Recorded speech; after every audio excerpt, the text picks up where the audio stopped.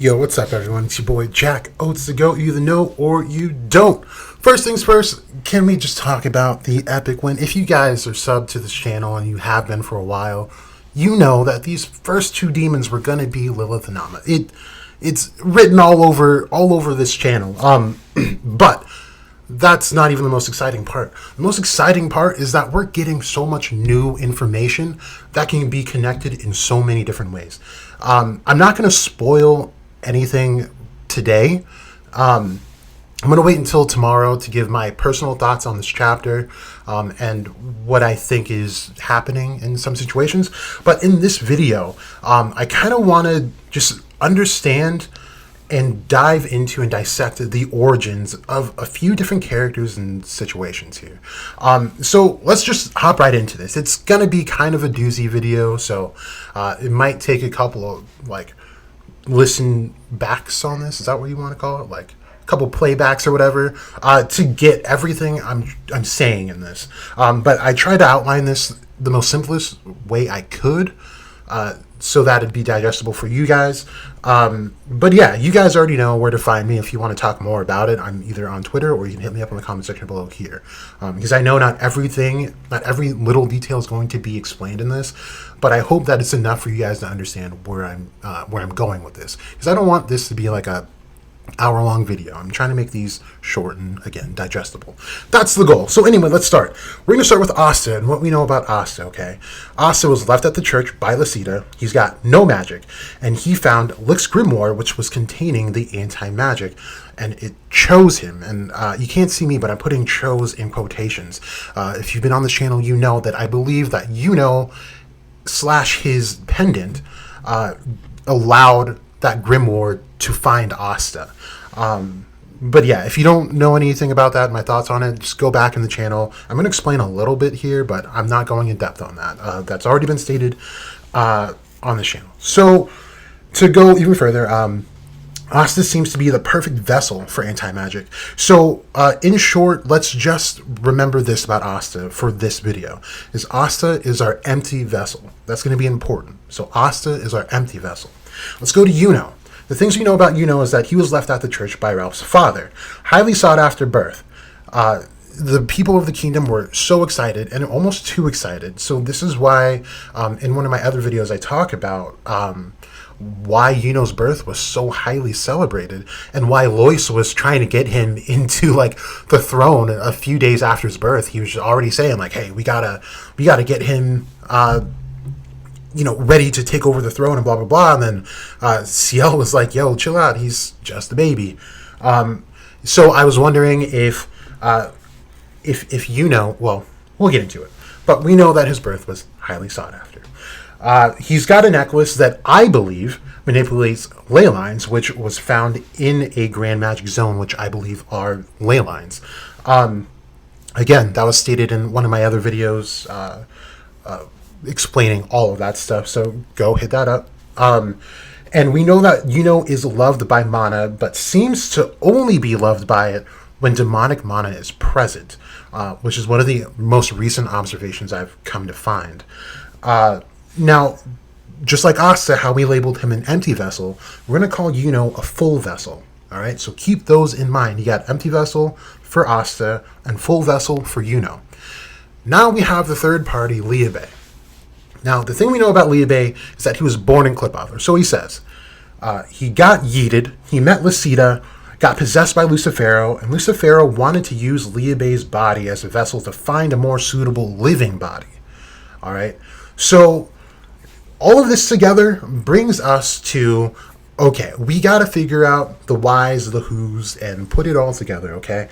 And one of the main themes of this whole series since the beginning, I didn't even switch to the Liebe thing. I'm just going to let you guys stare at it for about 3 seconds, and then we're going to move on. There we go. Okay, so we got to figure out the whys. We got to go as far back as we possibly can with the information that we have, right? So, like I was saying, one of the main themes since the beginning of this series has been the idea of the Sephiroth and the Qliphoth. This is how I started my channel, pretty much. If you go back to the first video, I may have mentioned the clipbot in the very first video. If not, it was definitely within the first 5. This is the main thing Tabata wants us to note.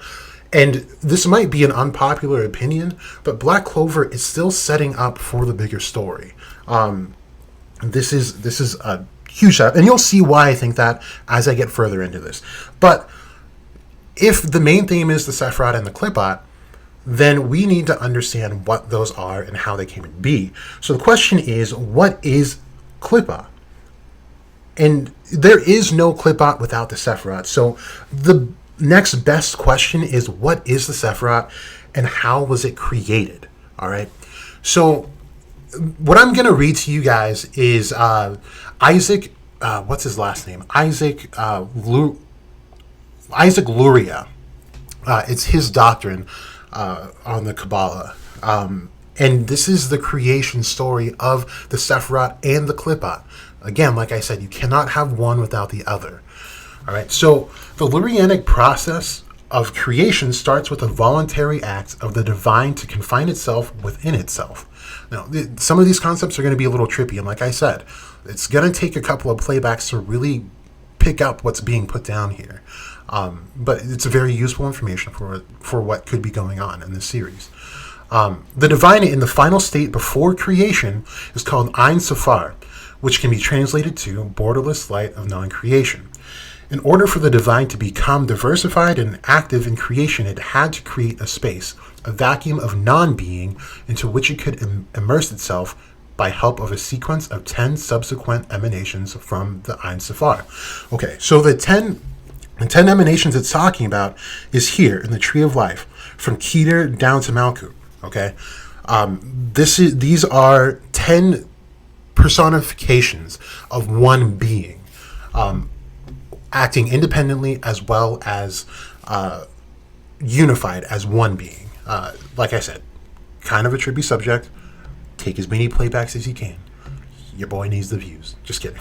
Anyway, 9 of these emanations would express one perfect aspect of the nature of the divine. What they're talking about here is Keter. This is the perfect aspect. This is the one that is closest to God, as you can see in the tree. Now, very few diagrams really show this, but above Keter is what the Ein Sophar is. And if you've seen like this little whirlpool thing, I wish I pulled it up. Didn't think I would just start going off on this tangent, but here I go.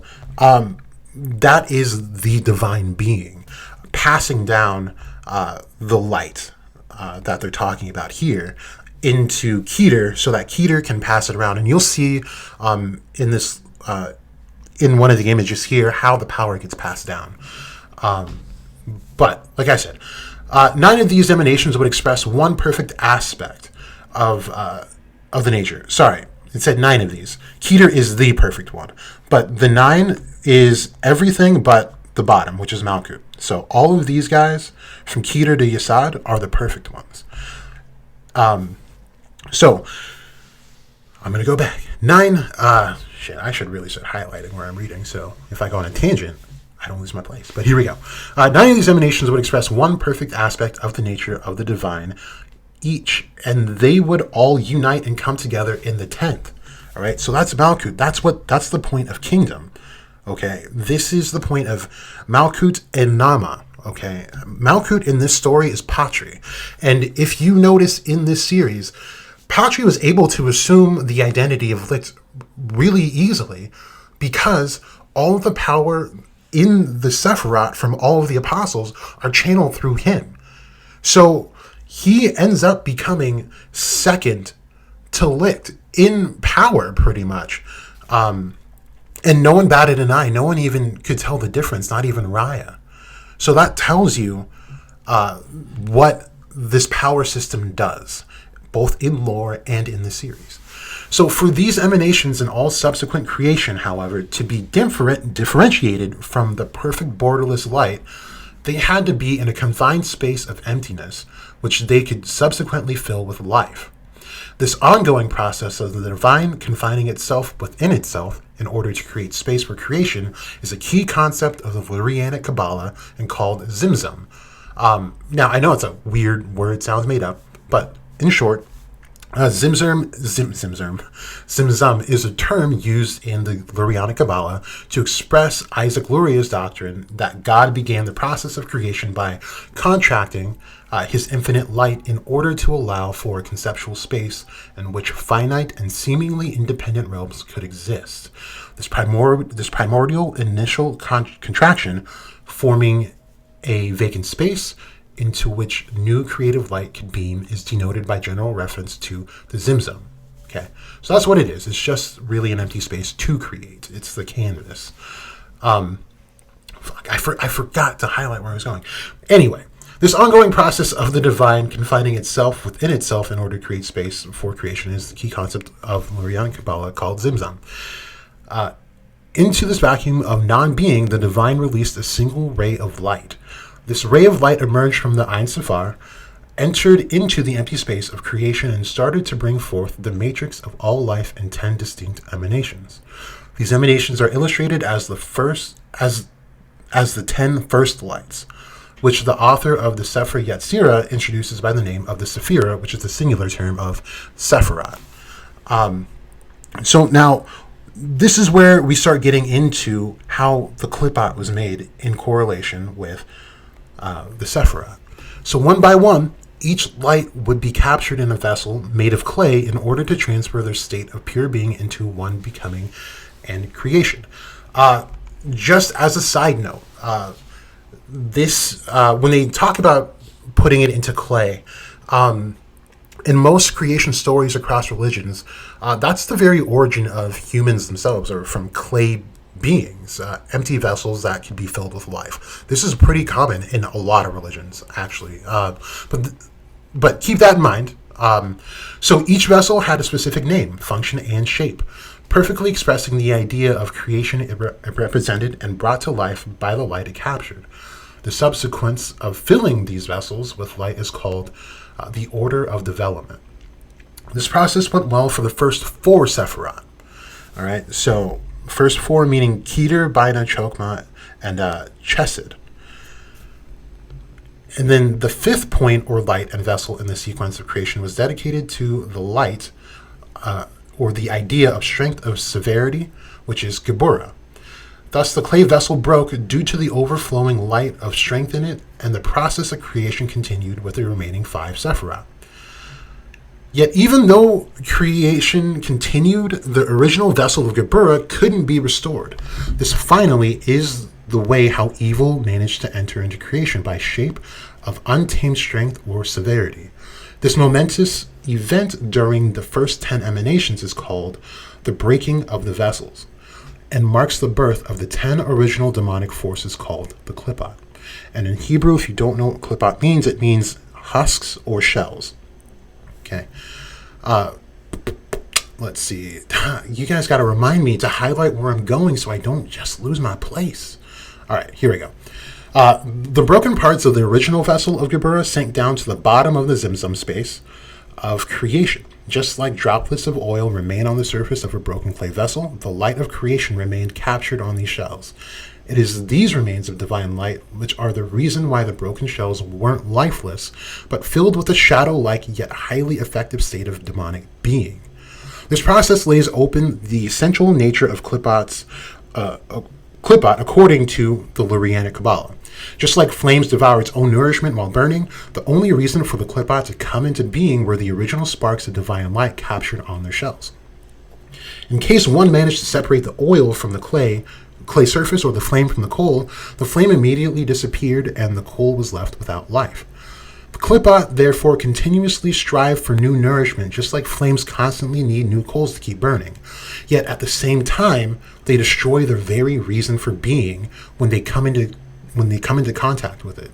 It is this paradox of using creation to maintain the existence of destruction that marks the essence of demonic forces in the Lurianic Kabbalah.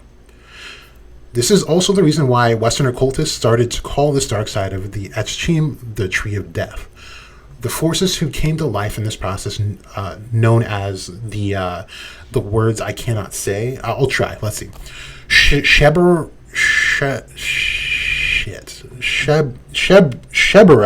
Hakalim, cannot be mistaken for demons in a Greco-Egyptian or medieval sense. The Qliphoth aren't former celestial or chthonic deities related to a foreign cult or religion, which were redefined by Kabbalists at a later point. The Qliphoth are an authentic Kabbalistic creation in order to explain evil in creation. As each of them are revealed by nature of their name, their urge is to conceal and suffocate the seeds of life, and to ultimately destroy man's aspiration and pursuit of finding beauty in every aspect of creation. So that is, in all of its beauty, in all of its glory, how the Sephiroth and the Qliphoth came to be together. Like I said before I started reading all of that, you cannot have one without the other. Now, before I'm going to have to circle back around to this, because there's a few more characters that I do want to talk about here that could be connected to this whole hashtag Crackhead Jack theory here. Okay, so we're going to jump right into Morris. Morris has instantly become one of the key players in this series over the course of 2 to 3 chapters. Even one chapter, when he was introduced, we knew he was going to be a huge key component to this whole plan that the Spade is going for, right? So what we know about Morris is that he conducted experiments on the 8 Shining Generals, which used magic stones. He was successfully able to give Mars an additional magic attribute. You guys, I am still getting used to, like, using my phone and just, like, you know, I usually do this, like, the picture stuff post video, but, like, come on, this is ridiculous. Anyway, I'm going to explain this picture really quick. This is how the light is passed down through the Sephiroth. And we have to assume that it's the same for the Qliphoth as well. But, of course, inverse, right? So the light is coming from above Keter, is given to Keter, then he passes it on throughout the tree, and then it all comes together in the 10th, which is Malkuth, which in this series is Patri. Yeah, anyway. My bad, you guys. I'm just a hot mess right now. Anyway, so we know he conducted experiments on the 8 Shining Generals, which used magic stones. He was successfully able to give Mars an additional magic attribute, and he was able to allow Ledros to consume a lot of mana. But for any theory, for any start to any theory, the question is why, though? Why is he doing this? So here's where the what if comes in.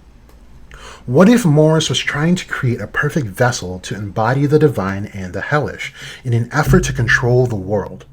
The empty vessel would house all devils, and the full vessel would house the divine, and ultimately he would extract their traits and implant it into himself, making him the Alpha and the Omega.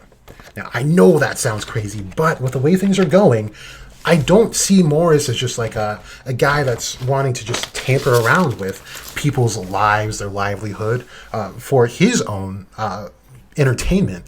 He's looking to get a gain out of this, and I think he's trying to perfect something so that he could do it to himself. Okay? But to get further into this, it's no secret that Morris was a loose cannon. I think even the Diamond King would have known that Morris couldn't be fully trusted, but recruiting Morris to act in the capacity that he did for the Diamond would be a mutually beneficial relationship, as the Diamond soldiers would become stronger, making them strong enough to attack or defend against other kingdoms, whilst Morris perfects making his vessels for whatever end goal that he's going for. Okay, so that's all we know about Morris and kind of my crackpot idea. I'm going to get more into this as well, but we got to talk about someone really quick. 2 people, actually. The first one's going to be Ledros. All right, Ledros is 20 years old. This is, I put the age in there for a reason, and you'll see as we get into the next character. So Ledros at 20 years old. In the series currently. He might be 21 at this point. I forgot what month he was born in. Anyway, he gained the ability to absorb mana and use it as his own. This is something that Morris allowed him to do via experimentation. But we later find out that he's got an intake limit. And to me, this sounds like a failed attempt at an artificial Yuno. Now, the next character is Lysita, who's 26 years old when we know her in the series.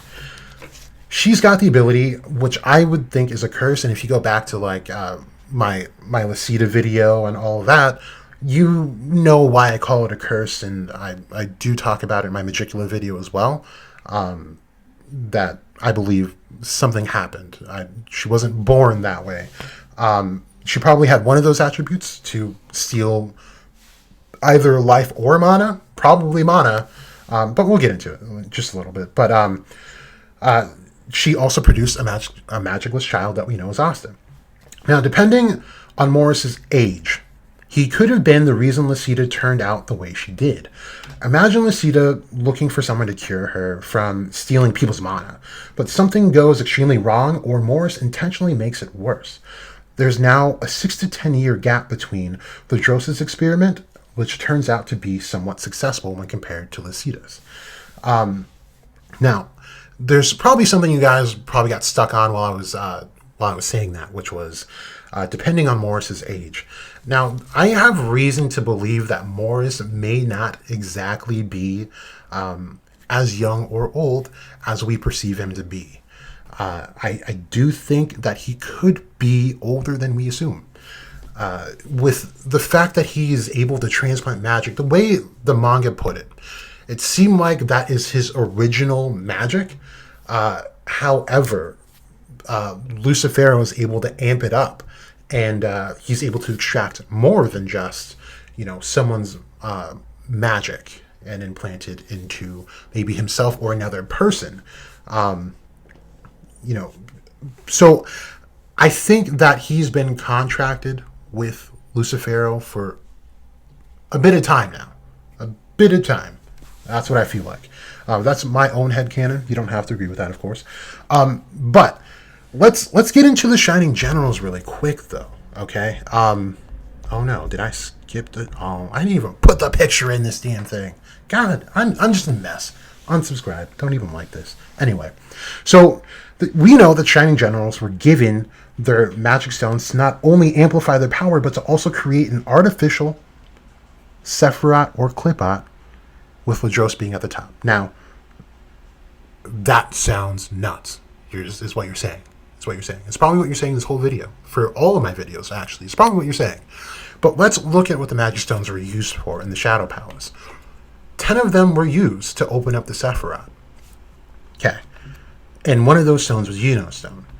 There are more magic stones than the ones that were used in the Magic Palace. And we do see some of these stones on, God, what's her name? Tetia's sash when she died and Sekre was trying to heal her wounds.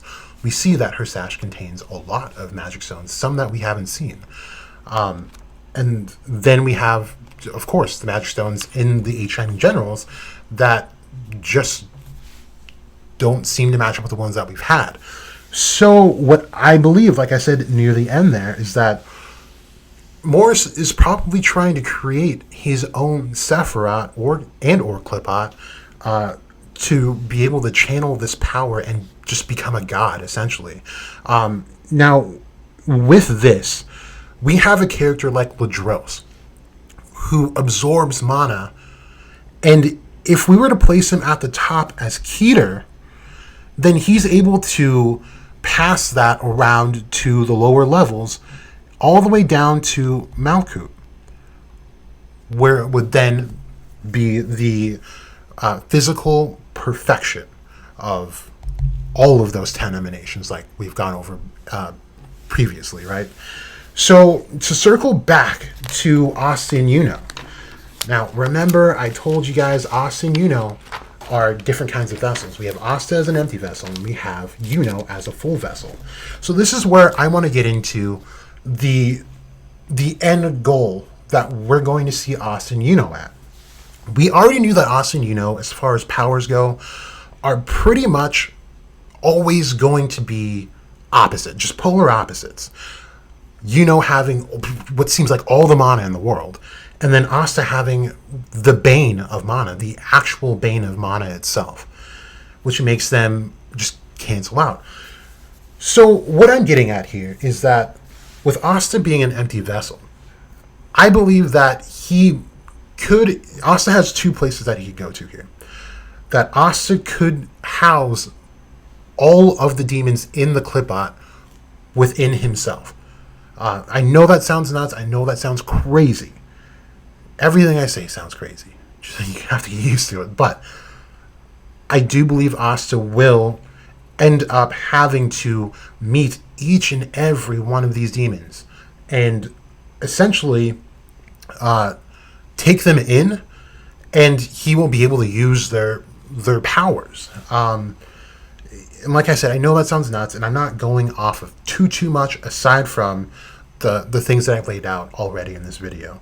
And that's his role as an empty vessel. Now, we have Yuno as a full vessel.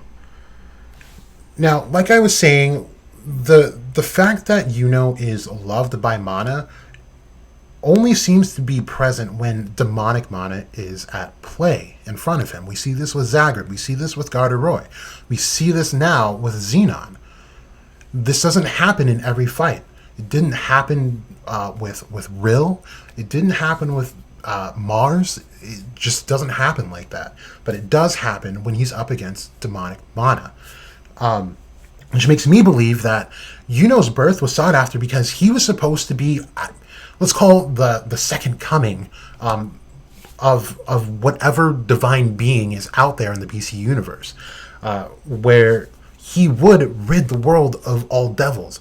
Because I do believe that the Spade had tampered with the Qliphoth in an effort to get stronger. If you watch my take on the latest episode, you'll know that the Spade Kingdom, as portrayed in that episode, are fodder. They didn't even have transportation magic. Ralph's father was literally running from the Spade Kingdom all the way to the Clover Kingdom. Like, it made no sense why these guys would have no transportation magic unless they just weren't built like that. All of those mages were walking, and Ralph's dad ended up just bodying two other mages that were in pursuit of him by cutting off the edge of a cliff, and they all fell to their death. Like, that's no way for a mage nowadays to die. So these guys, to me, were probably fodder and were looking for a way to be able to defend themselves successfully against other nations, as well as attack other nations when need be. Just like it sounds like for the Diamond Kingdom, using Morris to amplify their generals, because they're just not built the way maybe like Clover Kingdom Knights are. We know Clover Kingdom Knights are kind of broken. They've always have been. But it seems like these other nations are kind of struggling in power. And if you just look at the dynamics of what's going on now, the Clover Kingdom ranks above almost every kingdom by far in base form. I'm not counting things like Xenon going 100%. Of course, they're probably going to fall short. But base mages, yeah, those other nations are going to look for other ways to amp their mages so that they can defend against the Clover when needed. It's a lot to take in, but yes, Yuno would be the bane of the demons, or the devils rather. And this is again why the Spade Kingdom was looking forward to Yuno's arrival. And so, and for Yuno to have a power like wind, and we see that one of the Spade Resistance members, I think he's the head of them, he is kind of taken aback, like, wow, he's got wind, huh? And people are trying not to jump overboard with that panel, but shit, I'll do it myself. I do think that they knew what kind of magic he'd have. There was probably a few different options there. But for someone to have wind power and to be divine, think about it. Wind is going to be just about everywhere, right? That means if you channel your divine powers into the wind, you could be omnipresent and keep watch over everything, whisper things into the divine winds, to your chosen ones, if not, if you will. But having wind power, I don't think is a mistake. And I don't think that panel was just some off, like, oh, wind magic. Interesting. Because wind magic really isn't that interesting, if we're honest. It's probably the weakest element to have. But Yuno keeps putting himself in these situations where we see, like, wind magic is pretty cool when Yuno uses it, but we do see one of the Shining Generals using wind magic against Charlotte and Rill and gets bodied instantly. So wind magic isn't all that, but Yuno seems to make it look good, and I do believe it's because he's got the powers of the divine as well as control over ley lines, which pretty much gives him power over anything. So, do I want to talk about it here? I always do this in every video.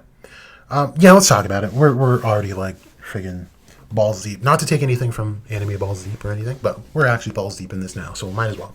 So we got these demons. One hopped out of the sky, which was freaking crazy. Spoiler alert, damn it. And then we had the one Mario Leona was fighting against, which just grew wings, if you didn't notice. But what are these beings? Because we don't seem to know. So let's go back to the creation of the Sephiroth and Qliphoth. I think these demons that are coming forth are essentially the broken shells of the Sephiroth. These are the divine in their most perverted forms physically. I think this would be the most appropriate way to use the term fallen.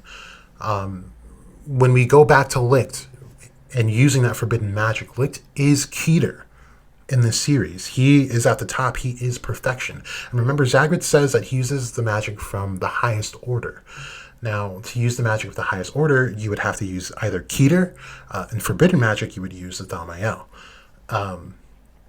And to do that, the elves are not the divine themselves. That's not the vibe I'm getting from Tabata. They are not the divine themselves, but they channel the divine. And they even say towards the beginning that the elves are acted in power to gods. They're not gods, but their power is godlike. So I believe there is a separate, maybe not separate Sephiroth, but an actual Sephiroth, just like we see with the Qliphoth, that would have to be summoned to find these divine beings and channel their power. And I believe that's kind of where these markings also come from, that you see on most of these elves, is that that's how they're channeling their respective divine power, whether that be Keter with Licht's 3 markings on his forehead and his cheek markings. Each one has a different one. So that could be a thing, but these demons seem to be the divine, again, in their most perverted state. And I think that's why they end up so vastly strong, because even Zagreus was saying he had no idea what he just pulled out of his ass with that spell. And whatever it was like disgusting and super unnatural, and that coming from something unnatural is unnatural. So we got to think about these demons and why they're so important. And yeah, I think I'm going to stop here, you guys. This has been so much information. Again, if you really want to talk to me about any of the points that I went over, feel free to reach out to me on Twitter or in the comment section below. Other than that, I want to leave it here. It's long enough. You guys probably get it by now. Had enough of my rambling. Anyway, keep an eye out for Morris. Let's keep looking at Yuno and Austin Liebe. These are really important things. And again, always ask why someone's doing something. Like, Morris isn't just experimenting to experiment. He has a goal for himself. And he's made it very clear, since we saw him in the Spade, that it doesn't matter where he is. He just wants to experiment and put his skills to use. For what end goal, we don't know yet. But yeah, always ask why.